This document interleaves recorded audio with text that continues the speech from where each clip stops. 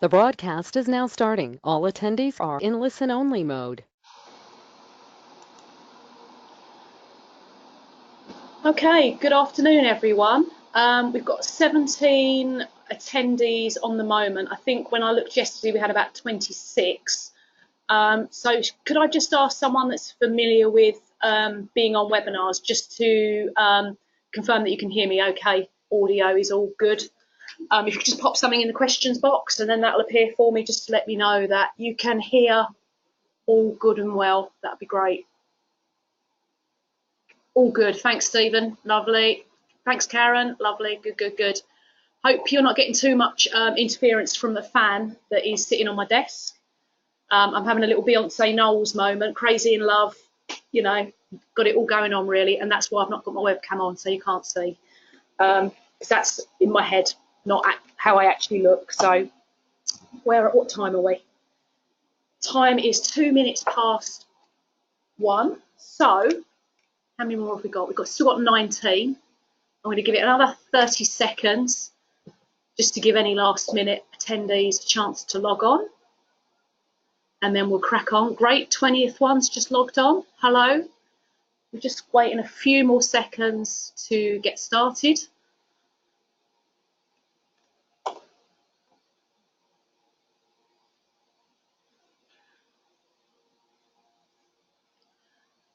We've probably got some people who are out and about that probably registered that haven't been able to make it. The good news is I am recording this. Not that I wish to listen back to my horrible voice, but obviously lots of colleagues are on annual leave this week that did want to attend, so we will have a recording of this. And also at the end of the session, I will send out slides to everyone along with a couple of attachments that I'll be referring to during this session. So anyway, I think we've just about got everyone that's going to log on, hopefully logged on by now. So I will begin.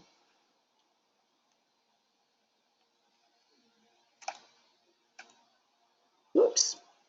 Okay, so hopefully I've already confirmed that you can hear me all okay. So obviously with these things and like go-to meetings, it's always best to be connected up to a hard wired connection if you can. But obviously sometimes Wi-Fi does work, but it's not always the best. But I'm glad you can all hear me. So the good thing is I can't hear you. Well, not a good thing, bad thing, whatever.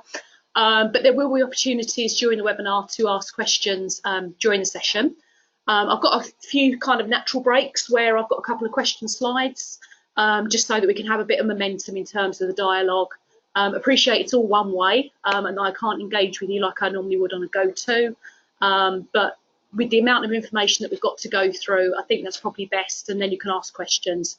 And of course, after the webinar, you can always email me, but I am going on annual leave tomorrow. So if you do have a burning question, then please do email me this afternoon and I will endeavour to get back to you if you can't ask that question this afternoon. So as I've already said, this is going to be recorded for all those that aren't able to attend the sessions and that we can share with colleagues. Marvellous. Right, got an awful lot of information to go through. What I'm aiming to do is try and, obviously, we're certainly not going to take until 4 o'clock. I think we should realistically get through this in an hour, bearing in mind, obviously, a period of time for questions.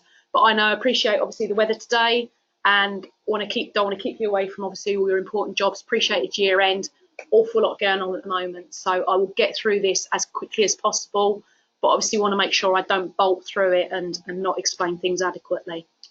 So a little bit of this might be teach your mother to suck eggs for some of you, but I think it's useful to go back and kind of refresh some of the things that have happened recently on the apprenticeship agenda. The first one that I'm referring to here is a document that was sent out just in March earlier in the year, which gave us the first couple of reforms for the new financial year. Now, it's quite interesting because we've always historically worked on academic years very rigidly with apprenticeships. Now, because of the funding, we've started to move more towards financial years in terms of funding envelopes for apprenticeships. So there are some references to things that start from the 1st of April from a financial year perspective, and some things that start from the beginning of August, which is an academic year perspective. So it's really, we're hoping that eventually everything will become aligned to financial years as opposed to being driven academic years from a funding perspective. So as we can see there, the document that set these couple of changes out, which was the reduction in co-investment required from employers from 10% to 5%, and also the increase in the percentage of levy that one levy paying employer can transfer to another business. I'm not as aware as yet of any of our levy paying employers that are actively doing this. If there is that scenario, that would be really good to know that that practice is happening with some of our maybe larger levy employers, just so that we can talk to them about their experience and how it's working for them and the types of businesses that they're supporting with their levy funding, which could be within their supply chain, could be associate companies within their group.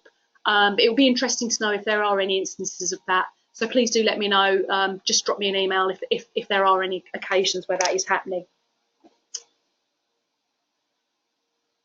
Right, the next key document, and I would have referred to this if you attended some of my sessions that I held with staff back in, I think it was February, beginning of March time, around service level agreements. I referred to this absolute Bible of a document called the Apprenticeship Technical Funding Guide.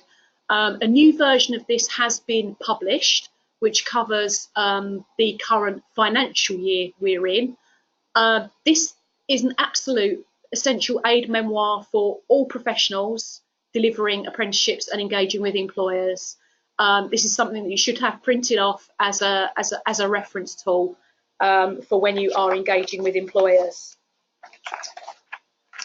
The changes that have been made in this particular document compared to the previous version are mainly around the additions of scenarios that you will have with levy employers, whereby you may be making changes to the total negotiated price. We'll come on to that and talk much more about that later. And also, obviously, circumstances around where you have apprentices moving from one employer to another, where they're taking their learning with them, where they've been made redundant, also for breaks in learning as well. So these are real practical scenarios that are not highly technical jargon.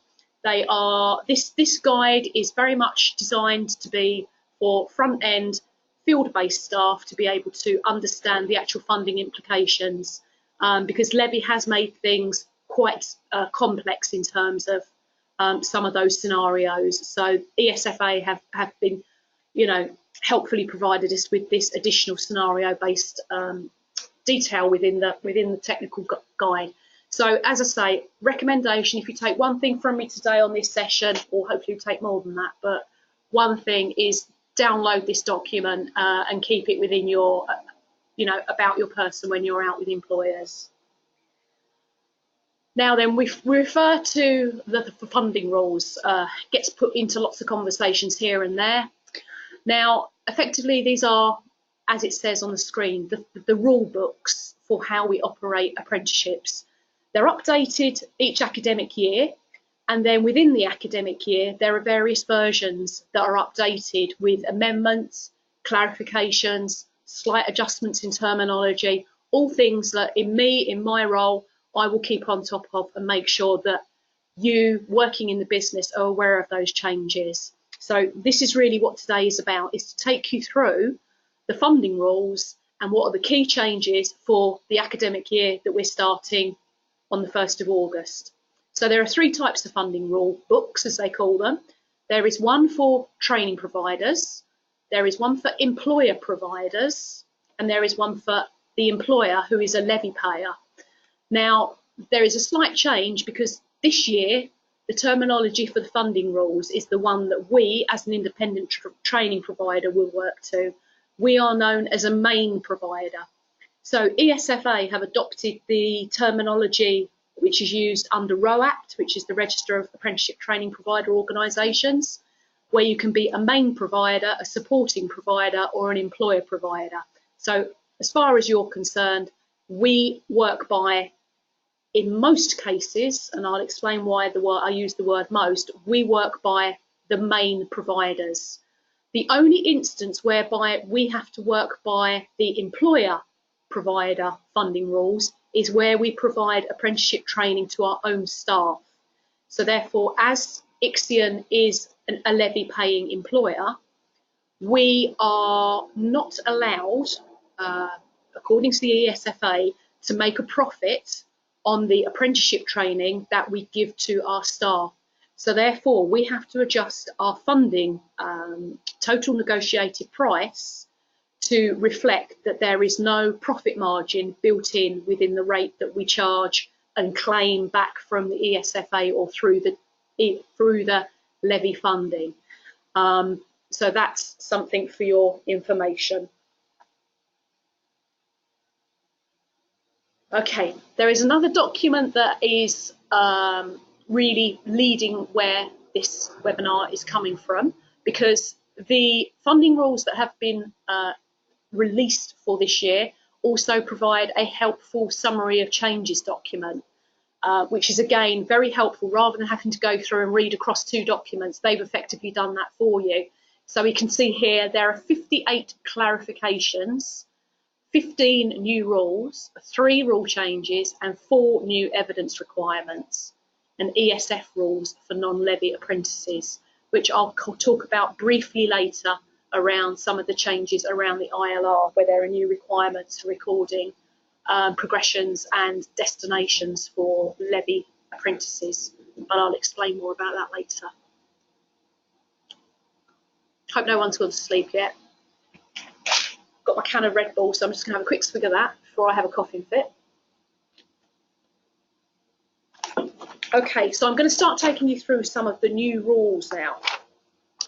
Some of these are, you may think, aren't particularly relevant, but I think it's important that you understand the context of them. The first one is around the fact that apprenticeship delivery must not take place without the approval of an associated regulatory body where this is needed. The funding rules have been updated to reflect that some occupations require the training provider to be approved by a regulatory body before being able to deliver apprenticeships. This came about primarily because when AAA, 3AA, Aspire, Achieve, whatever they were called, folded, liquidated a short while ago, a lot of their learners that are transferred were on, for example, AAT qualifications, and the recipient providers that they went to weren't necessarily AAT accredited. So ESFA found themselves in a very embarrassing position whereby learners had transferred to another provider that weren't actually approved by the regulatory body to offer their qualifications. So where we have regulatory bodies, things around, obviously it could be nursing, it could be within the legal sector, it could be the CILEX awarding body. Obviously we work across some generic award organisations, but we do also work with some niche ones as well. So our quality team will always make sure that all of the funding and qualifications that we offer are backed up with the right approvals. So as far as Ixion are concerned, we don't have to have any concerns about that particular new funding rule, but it's been put there in black and white to make sure that it absolutely is. One of the other new rules is that the number of planned off-the-job training hours for the full apprenticeship must be documented on the apprenticeship agreement, commitment statement and the individualised learning record. So to put that into terminology that we understand, the apprenticeship agreement and commitment statement is your combined document, either paper, which only some will be using, but mainly the FCA enrolment process captures the requirements of both those documents. And then the individualised learning record is in effect all of the data that is taken from those from that reference source and is input into our management information system, PICS, which then gets uploaded to the ESFA. But individual learning record is what we refer to as the ILR, and that is really the hub of everything that we do, and all the data that we collect from our learners and employers all drives the funding. So very important to us. So from the 1st of August, all learners and new starts must have their planned off-the-job training captured. If that is not the case, then it will create what we call a validation error within the data and management of data. So therefore, you may have Karen and Lee coming after you and asking you to update that record for that learner. So it's very important, and that's one of the most significant data changes that there will be for new starts, apprenticeship starts from the 1st of August 2019. Okay, a further new rule is around the use of concurrent funding. It's always been quite explicit within the funding rules that someone on an apprenticeship cannot be funded on an alternatively funded programme through that either be the adult education budget or from within further education, so in post-16 college. Now, they've made an exception to this, that it has been allowed to, the rule has been expanded to allow an individual to attract funding for an apprenticeship and some AEB funded provision concurrently. The experts, I will call them, in this sector who advise us on the funding rules are seeking clarification with the ESFA about the driver for this particular funding rule.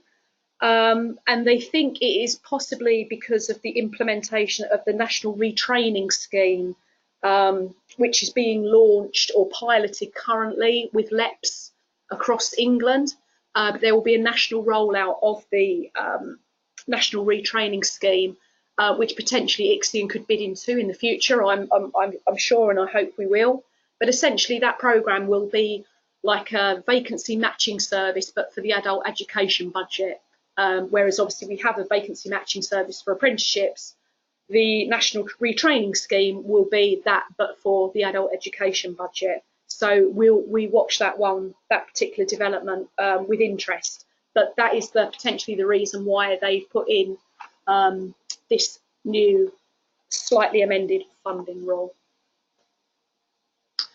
The next one is a flowchart which has been added to the funding rules. There's been no changes in terms of how English and maths are integrated and or funded within apprenticeships, but they have added this flowchart just to make it more visually an explanation of how English and maths should be funded within the apprenticeship. So again, that's something that colleagues will want to have a look at more closely when you get a copy of the slides, just to ensure that it concurs with what your understanding is individually around English and maths within the apprenticeships. Okay, this is one of the more, again, significant funding rules that has changed around the subcontracting of provision within apprenticeships. There were wholesale changes that came in from the January 2018. Doesn't seem that actually that long ago, but actually is. That specifically stated that suppliers could no longer end-to-end subcontract apprenticeship provision. Again, if you read the industry's trade press, there has been a lot of negative information about high top slicing management fees that some organisations have been charging. I think one of the independent training providers that obviously has suffered, not because they're not around now, is Learn Direct, who were charging upward of 35 to 40%. And also it's not uncommon for further education colleges to charge very high management fees for their subcontracting. So ESFA continue to, in this up and coming contract year, make it more difficult and much more accountable, the requirements that we have to show in terms of where we do subcontract provision. So excuse me for paraphrasing, but one of the requirements is that we have to make a clear statement to update the written agreement you have in place with each employer and include a breakdown of all the service costs. So those of you that are involved with compiling service level agreements with employers for apprenticeships, you will see some changes in the templates that we have for 1920. And I will be sending out a set of templates for use from the 1st of August with these slides so that the business is ready for start from the 1st of August. But to contextualise that, I understand that there won't be any new subcontracting arrangements being put in place within the short term, shall we say, for Ixion. The second point is that I'm not going to read that out verbatim, because otherwise we literally will be here till 4 o'clock. We have to be very accountable in terms of the level of service that we provide as the prime main subcontractor, and how we justify the costs that we have for our management fee. So we have to specifically say how much we are charging for managing the subcontractor, quality monitoring of the subcontractor, and all the specific costs of all the support activities that we do for subcontractors. So again, I'm not going to go into too much detail because I'm aware that I want to spend the time with you more going on about things that are affecting you from a frontline delivery perspective. But obviously this is important information for you to understand and contextualise with you all as apprenticeship professionals within our business as well.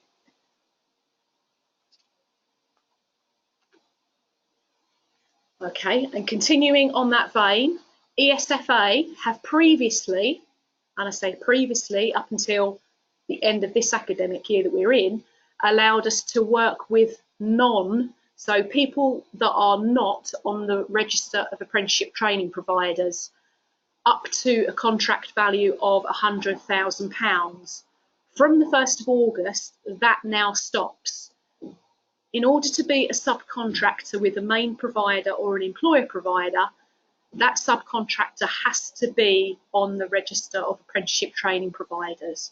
So again, it's ESFA making a very clear statement around quality of the subcontractors, and that there are no backdoors into accessing ESFA funding, and that they have clear accountability in terms of all of the requirements that an organisation has to achieve and thresholds they have to go over in order to become a part of the register of apprenticeship training providers, whether that is themselves being a main provider or a supporting provider.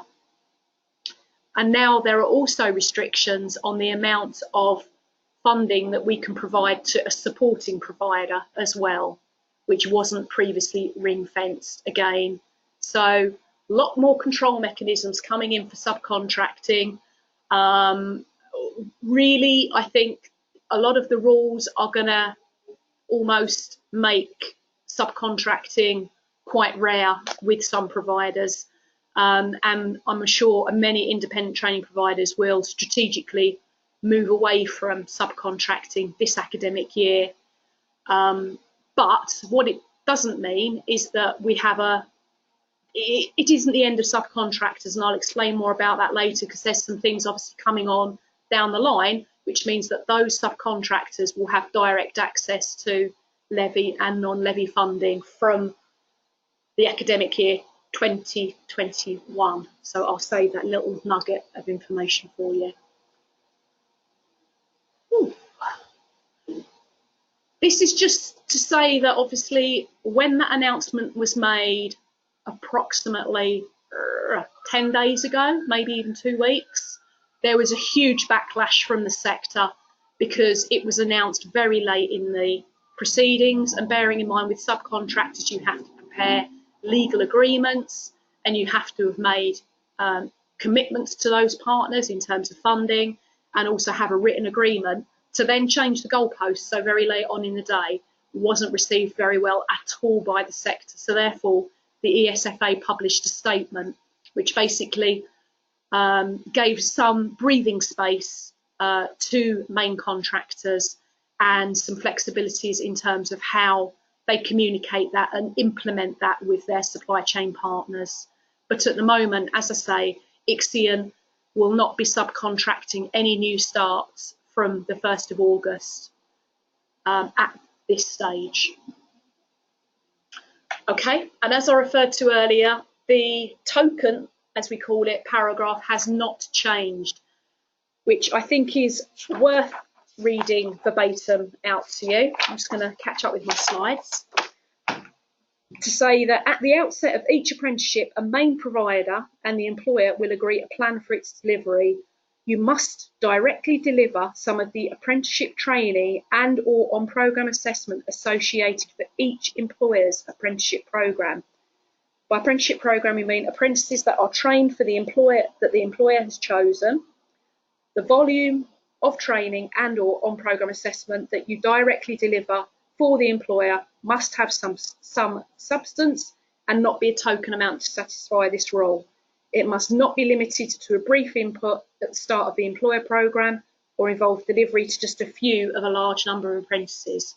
So we've been operating under that scenario for this current academic year we're just completing, whereby we have been delivering the functional skills for some subcontractors where they have delivered the main aim within the subcontract, and that rule continues to be in force. Right, we've now got 27 online, which is good.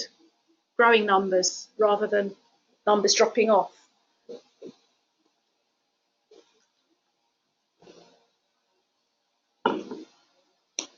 Right, endpoint assessment, our friend, which all you as professionals are all aware of, endpoint assessment. This is some clarification within the funding rules to state that where you and the employer do not know the details of the endpoint assessment organisation at the start of the apprenticeship, you must enter the price for the endpoint assessment once this has been confirmed. The field in the ILR should be left blank until the price of the endpoint assessment has been confirmed. Now, at the moment, my understanding of what we currently do is that we put in the price that is 20% of the maximum funding band.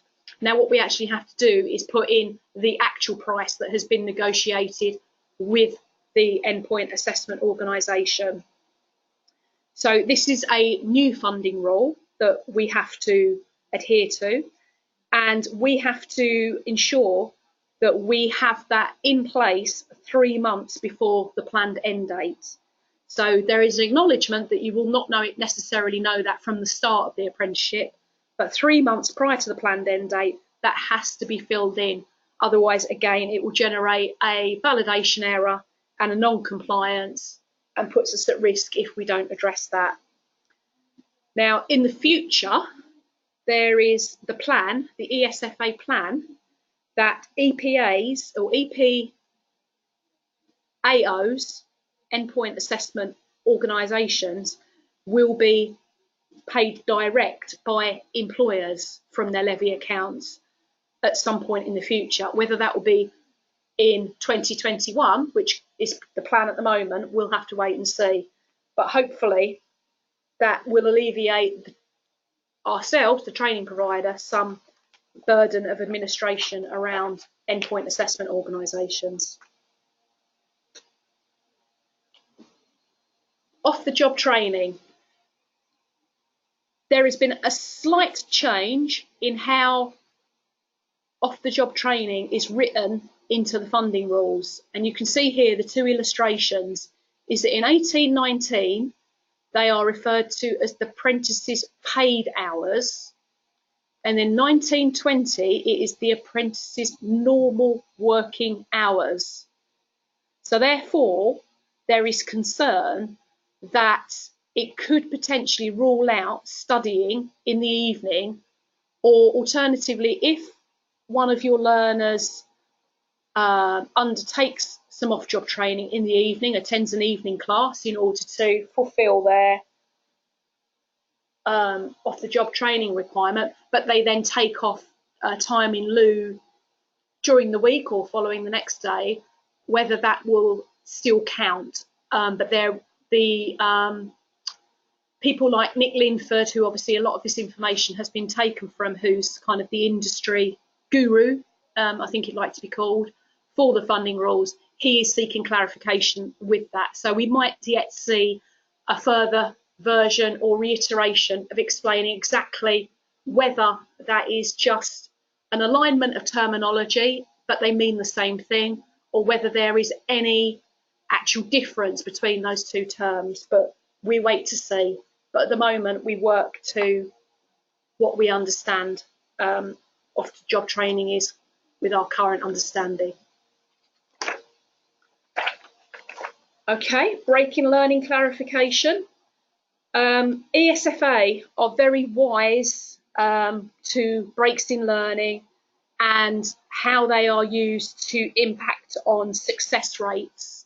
And breaks in learning and how they're used and the volume of them is something that is red flagged with the ESFA and will potentially trigger an audit if ICSION or a organisation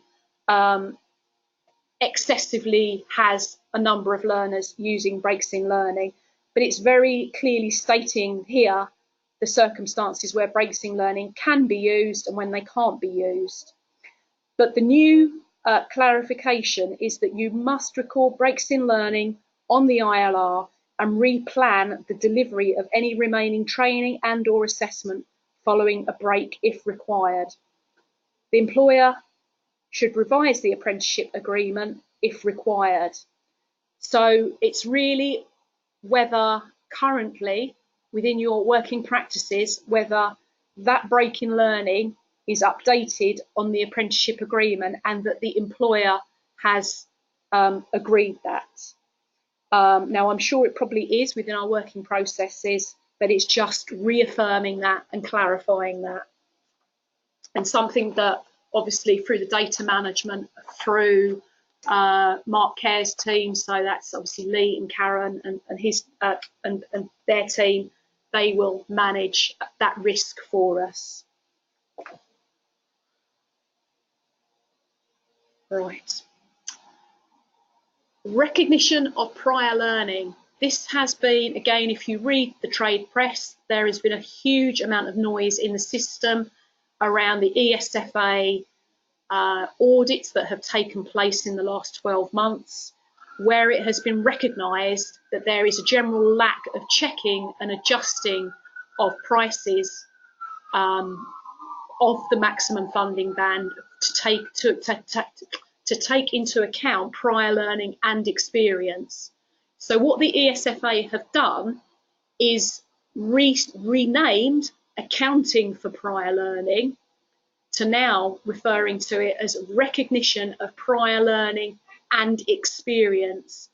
And the and experience bit is the absolute key point, because if where you are recruiting learners with significant work experience at the level for which they are undertaking their apprenticeship, then that experience should be mapped against the framework or standard and the knowledge, skills and behaviour to recognise that experience and reduce the duration and the cost of that. Now, there's going to be an awful lot of development work undertaken over the summer around recognition of prior learning. So just I want to make myself clear that from today, I don't expect you all to go out and suddenly start reducing prices of your total negotiated prices for new starts, because there will be a structured approach rolled out to the team as to how you do that properly with an evidence base. So this is really me telling you that something's coming around the corner over the summer that will give you the tools, the practitioners out there that are doing this and undertaking the skills scan, and how those costs will be taken into account. So a lot of development work coming up on that from the senior management team and Mark Care's team as well. Okay, right, so I get to stop, have a sip of Red Bull and see if you have any questions. So if you do have any questions, pop them in your questions box and I'll see who it is and I'll share your question as long as it's not how hot is it in Halford House right now. So I can tell you it's pretty unbearable, as it probably is everywhere you are. So I shall give it a little time for you to bang out something on the keyboard on anything I've covered so far.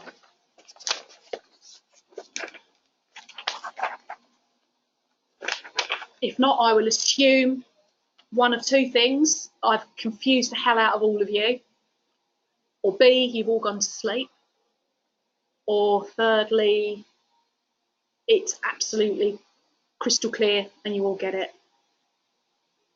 So no questions as yet.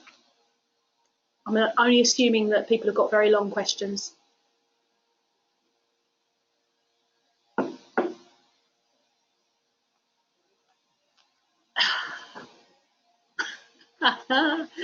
Nothing. Right, well, I've still got 27 of you on, so hopefully you've not gone to sleep. So if you do have any questions about what I've just covered, then ping me an email and I will endeavour to get back to you on any of the things that we've discussed there.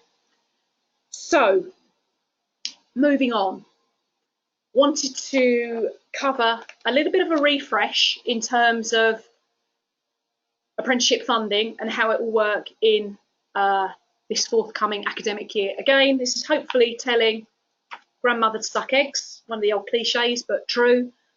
But hopefully this will all be very familiar to you, which will be fantastic. And if it's not, then hopefully it will be time well spent. So this is just to confirm. Apprenticeship funding has two routes. You have levied employers and non-levied employers. So the levied employers are those that in theory have an annual payroll of £3 million or more. And effectively they pay through their HMRC tax bill a levy, a percentage, which goes into a digital apprenticeship system called DAS, as we refer to it. Everything's an acronym in our world.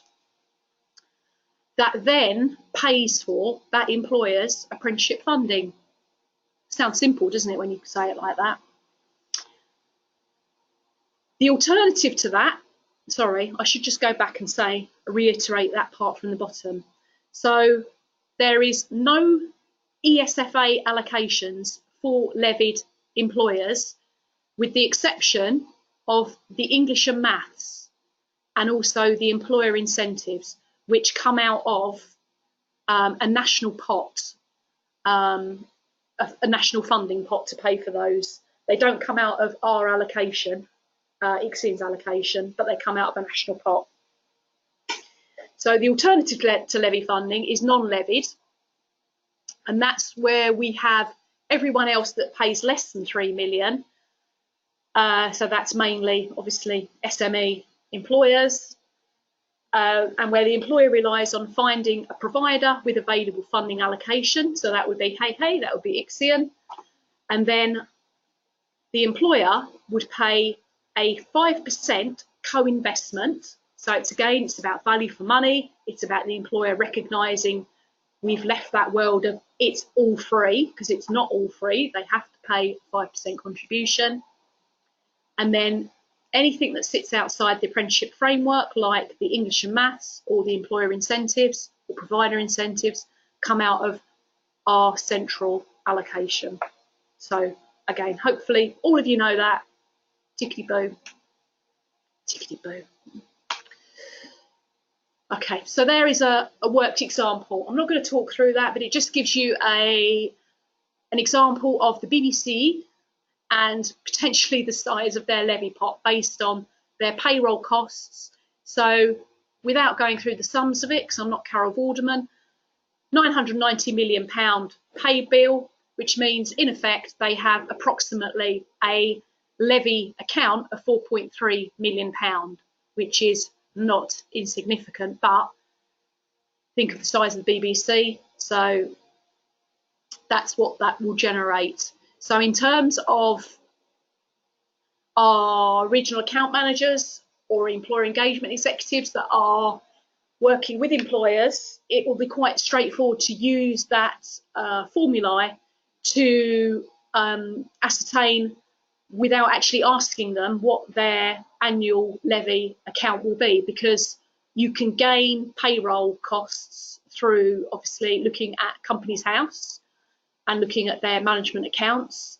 So you can actually work these things out to help you target levy employers.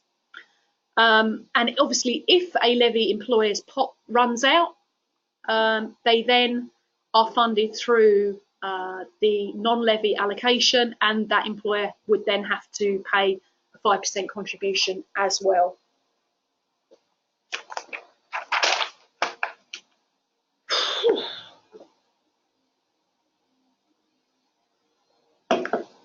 Okay, funding bands. So this goes back to the conversation that, conversation, because it's only one way, what I was saying earlier with regard to recognition of prior learning and maximum funding bands, because it's very clear that we are required to negotiate with an employer the maximum funding band. It is not a rule within Ixion that we charge 100% of the maximum funding band.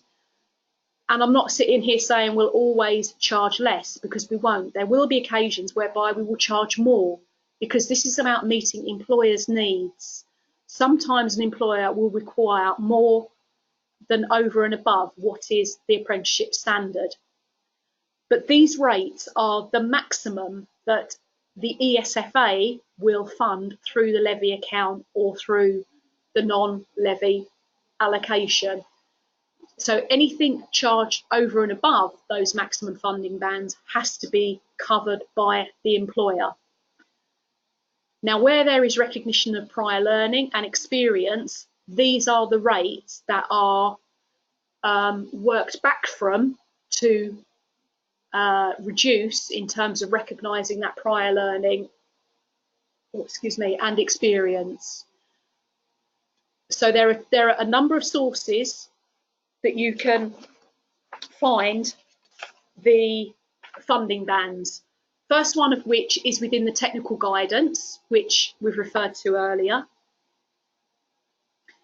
And the second one is a specific apprenticeship funding bands website, which is continually updated with all of the adjustments to apprenticeship funding bands for frameworks and standards. And then the only other place which gives you current valid funding bands, or sorry, two other places, are the Institute for Apprenticeships website, which will give you the funding band, which will always be up to date, and then also LARS, the Learning Aims Reference website, which I'm sure, again, as practitioners, professionals, you are all very familiar with. But that will give you the funding rate for that particular start date that you have for that learner. And as we know, within the sector recently, there have been a lot of standard rate reductions. So we have to make sure that within your sector subject areas that you work within, whether that be fenestration, health and social care, customer service, team leading, business admin, that you know and keep up to date with what those funding rates are for your areas. And as I say, on the screen is the hyperlink to the location of that. So again, as practitioners, save that to your Internet Explorer favourites. Deep breath. These are, and I'm not going to read them, all the other types of funding that are factored into apprenticeship funding that are not funded by levy credit but would come out of a non-levy allocation. So we've got here, and I know I've touched on this with the training session that I did for you back in the spring. So some of the things that we're talking about are the employer incentives, the provider incentives, which have the same eligibility requirements for 16 to 18s and then 19 to 24s. in care or under education healthcare plan. There is also the new care leavers bursary. Again, there is evidence requirements of that, but again, if they're care leavers and they're eligible, we should be accessing that funding for the learner in order to better improve their experience on the apprenticeship. There is also waivers for small employers of the employer contribution for 16 to 18-year-olds and those with a 19 to 24 care or education plan. And also there are provider payments, which we call disadvantage uplift, again, which is postcode related. So something you don't have control over because it's ILR, it's data driven, but something that you need to be aware of. And then obviously English and Maths at level 1, 2, directly funded by, I dropped an E there, ESFA at £741 for each qualification, which is a reduced rate from an AEB rate if they were funded through AEB.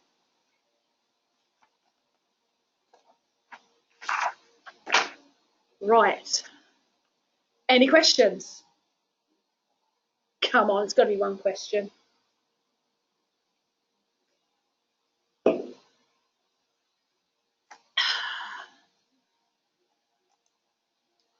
Otherwise, I think my technology's gone wrong.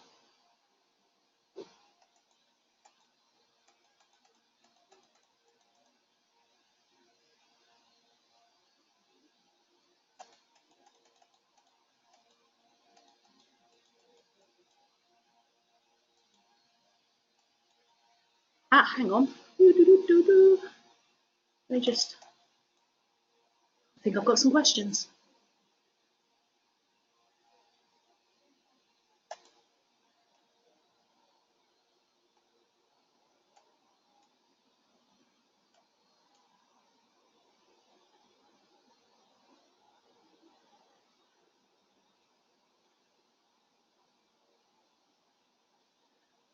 Right, Stephen, marvellous. When you state apprenticeship agreement, do you mean learner agreement? Yes, the apprenticeship agreement is the appendix at the back of the learning agreement. So it's a three-way agreement between the apprentice, the employer and the learner that forms part of the enrolment on FCA and or paper version, which I don't think any of you are using. You should all be using FCA. Tim has said, is Tim Bamford-White? Hi, Tim. Is there a limit to the number of planned off-the-job training hours? There is no upper limit, but there is a minimum number of off-the-job training hours, which I'll come on to shortly, but I believe it is 276 is the minimum for a learner to be eligible for apprenticeships. But if I have misquoted that, I will come on to that shortly. Marvellous. So I have had a couple of questions, and I hope, Mandy, you can now hear me. Because at 1:04, Mandy said I was breaking up a bit. So hopefully you can now hear me. Don't seem to have any other complaints. Oh, yes, all okay. Good. Thank you, Mandy. Good, good, good. Right. Just going to put my questions back over there so I can see the slides. And move on to the next little bit. Ooh. Okay, now there is going to be some more specific training held by the data and MI team around ILR specifications. So colleagues in shared services or skills admin team, you'll have lots more detailed information about this. But just contextualised for everyone else, some of the key changes around the ILR. So this is about the data that we have to capture in order to be compliant for funding, is the first one, which I've already spoken to you about, which is the new off-the-job training planned hours field. That is a new field within the ILR. And there is a change to the definition of the planned end date. So this is again around the terminology that we have for framework standards and how we plan off-job training around something called the practical period. So if that's terminology that you're not familiar with, going forward, that will be something that you will need to converse in the practical period, which is obviously from the start of training through to the point that they then progress into endpoint assessment. There is a change to the actual end date now, as well as the achievement date is now needed for apprenticeship standards. So again, that is the point that the EPA is achieved. And then the other additional change that there is that there are further fields that need to be completed for non-levy apprentices, and that's to do with ESF match, because all our non-levy procured allocation for this academic year and for next is used for match funding purposes for ESF by the ESFA. Sorry, acronym's gone bonkers, isn't it? But effectively, we have to capture progressions and destinations for our non-levy apprentices in order to be ESFA compliant for our co-financing purposes. And sorry if that has totally confused anybody. But for those that are professionals within data, there'll be lots more information coming on that from Lee and Karen, I'm assured. Okay, this is a little bit, quite an interesting slide, which I thought I'd share with you about the apprenticeship development timeline, because you kind of sit there and you think, God, everything has changed so much since Levy came in, but there are still further changes planned for how apprenticeships are funded and how employers buy into apprenticeships, and basically all leaning more towards more power invested in the hands of employers. So I talked earlier about the plans to make it possible for employers to pay endpoint assessment organisations direct. There is currently a invitation to employers, SME employers who are currently levy funded, to apply to use the pilot for the non-levy DAS scheme, because the intention is that from August 20, let me get my years right, yeah, from August 20, the plan is that organisations like ICSIM will no longer receive a non-levy procured allocation. It will all be dealt with through the Digital Apprenticeship Service account, giving more power to employers. So there is obviously a pilot of that at the moment, which I think goes right through to December. So they have a window to evaluate its success. So obviously if it's not successful, it doesn't work, then you may see a delay to that. But that's an interesting slide that I think you can, I'm not going to read through, but you can read through in your own time, just to see the direction of travel of apprenticeships, that it's not a standing still thing, it's continually moving, continually developing.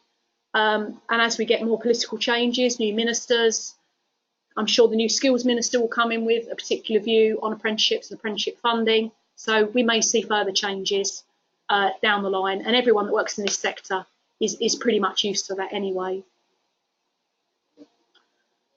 Okay, something else I'll just touch on is apprenticeship qualification rates and minimum standards. And again, this firmly sits with Lee and Karen's team, and obviously Mark Kerr, that's joined as Director of Quality and Data for ICSIM, around some developments for the transparency of apprenticeship standards, because obviously we appreciate that the ESFA appreciates that apprenticeship standards are new this academic year to most providers, so therefore there won't be the success rates, because a lot of learners won't have gone through their endpoint assessment, so that could negatively impact on the qualification achievement rates for standards. So there is going to be some transparency tables with some scenarios which basically give the actual picture without any allowances. And then there'll be also a table of what if. So assuming that those that are on programmes and standards will achieve, then the success rates will be X, Y, Z. So that's just something for your information. And you hopefully will see management information coming out from Lee and his team around your curriculum areas, qualification, achievement rates for standards. But as we go more and more towards standards, which obviously all frameworks are going to be switched off at the end of this forthcoming academic year, they have to ensure that they have something transparent in terms of reporting, publicly reporting those achievement rates, and also minimum standards. So again, minimum standards, we will continue to apply minimum standards to apprenticeships in 18-19 as a trigger for intervention. Position after review for apprenticeships is the threshold remains 62% and the tolerance level remains 40%. Some of you that will mean something too, others it won't mean an awful lot. Lee and Karen provide obviously management reports to Jackie and the senior management team around all the sector subject areas and how they're performing, and obviously leads in the curriculum areas will be very aware of where improvements need to be made, if there are improvements needed in order to meet those thresholds. So I've said for any queries regarding QARs, minimum standards, please speak to colleagues in data and MI, because I am by no means an expert in that whatsoever. Auditing, which is a bit more close to my heart. There is a new document which I've shared with the Skills senior management team, which is a summary of all of the highlights or lowlights, if you want to call it, of the outcomes that ESFA appointed auditors have found in their last 12 months of auditing training providers. And you will not be surprised to see that the three key headline areas are recognition of prior learning, where a reduction has not been made to the total negotiated price. Linked to that, the price and the payment, and also linked to that, the off-the-job training as well. Hence why there is a new requirement to record planned off-the-job training, as well as accurate recording of actual off-the-job training hours within one file, or however it is captured. I'm assuming you capture it in one file. I'm sure someone will tell me otherwise if you don't, but that's excuse my ignorance, because that's where I am at the moment. Okay.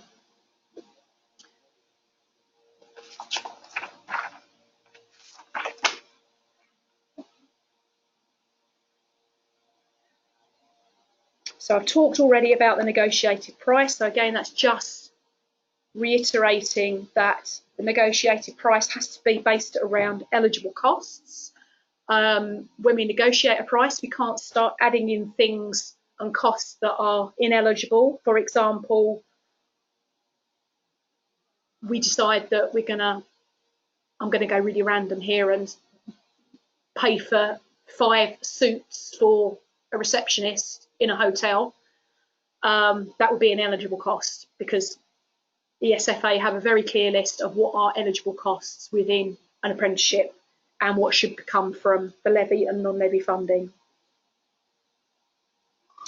up to the maximum funding band. So the second point there is around employer co-investment, and this is an area that we have that is not where it should be in ICSIAN due to a number of factors. First one being the level of outstanding service level agreements that we have with apprenticeship employers. And if your regional development manager or head of service hasn't yet spoken to you about your employers and what service level agreements are outstanding, then please do have this chat with them, because it's causing an issue, and I'll leave it at that, to the company at the moment from a financial and audit perspective. But it means we're not currently collecting in the employer co-investment that we should have, which obviously bearing up until 31st of March is 10% of the funding value. Obviously, it's reduced now from the 1st of August to 5%, sorry, 1st of April to 5%, but it's a deficit that we currently don't have because of failings in administration. And we can't tell the Skills Funding Agency that we have got that until we've actually got it in our bank accounts. And just invoicing it is not sufficient to say that we've got it. We've actually got to have received funds in our bank account.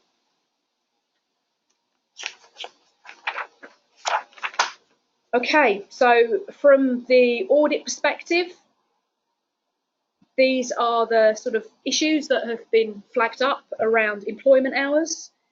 Employers must confirm the hours worked per week or on average weekly hours, including the time spent off the job. All apprenticeship activity must be within the paid hours. So again, it's this terminology of paid hours or working hours. The evidence pack must contain details of how the 20% off job training will be quantified and delivered. So again, this term evidence pack will be an area that you'll see some more work done over the summer by the data and MI colleagues around the evidence pack that we have to supply to auditors if and when we get audited for our apprenticeship funding. And this will be one of the things that has to be there, evidence and of quality. And then learning activity, the learner's continued participation in learning, including English and maths, is confirmed by evidence of learning activity from the start date of each aim up to the actual learning date and or to date as applicable. So 4 strands of evidence are required. The calculated off-the-job training, we're all talking context of off-the-job training here, calculated, timetabled, and monitoring the delivery of the timetable. So we've got to make sure that all of that management information is collected during the course of that learner journey. And was the 20% threshold met at the point of entry into the gateway or the end of the framework? So that 20% does not include anything to do with endpoint assessment. So we've got to be really making sure that we've got management systems in place to make sure that all of that is evidenced and collected and quality. Okay, recognition of prior learning. Now, I'll first of all say ICSIAN are not alone in being guilty of not adjusting total negotiated price away from maximum funding band. 95% of training providers are in this exact same position of us, whereby 94.2% of all our ICSIAN apprentices are at the maximum funding band. So, as I said earlier, watch this space. There will be a lot of development work undertaken on this by the senior management team over the summer period, so that we can give you the right tools to be able to go out and undertake the right level of initial assessment, skills scan, used over your framework standards, learner journeys, so that we can provide you with metrics of how to affect recognition of prior learning and experience and make proportionate adjustments to duration and price. Because one of the concerns is that with the expectation of these adjustments, it could also take apprentices out of eligibility, because if you reduce their, through recognition of prior learning, if you reduce their duration to less than 12 months, you then in effect taken that apprentice out of eligibility. And that then goes also the same for off-the-job training as well.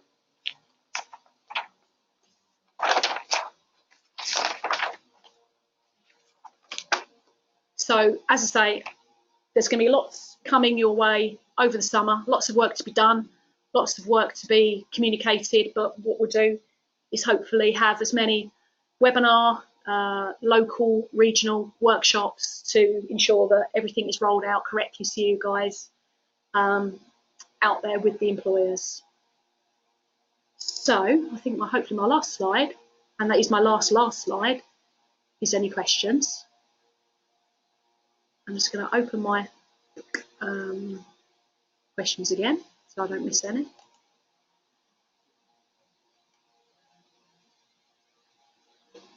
Oh, Darren Bradwell left because he had to go onto a conference call. That was all right. That was only a couple of minutes ago. Right. Any questions? As I say, this afternoon, I'm going to make it my mission to ensure that all of this will come out to the skills team. Set of slides. I will also get this downloaded onto YouTube.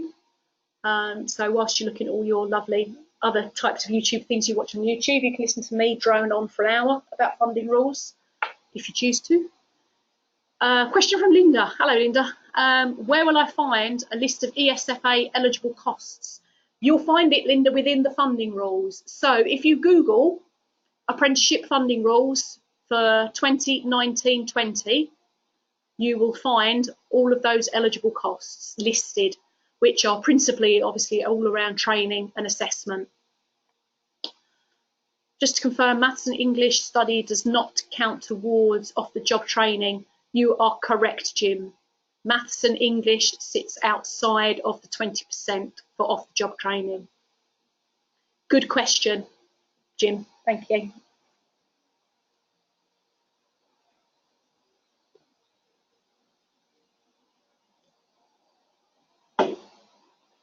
Okay. I'll give it another 10 seconds, and if no more questions pop up, I will let you go about your business for the rest of the afternoon. Hope you found it informative. As I say, please do drop me an email if there's any questions that you've got, anything to do with funding rules or any points of clarification, then do come to me and I will always endeavour to come back to you as quickly as I possibly can. But as I say, I am going off on annual leave if I haven't already mentioned that. Okay, all right, thanks guys. I'm going to end that now and I'll hopefully speak to you all very soon. Have a great summer. Take care. Bye.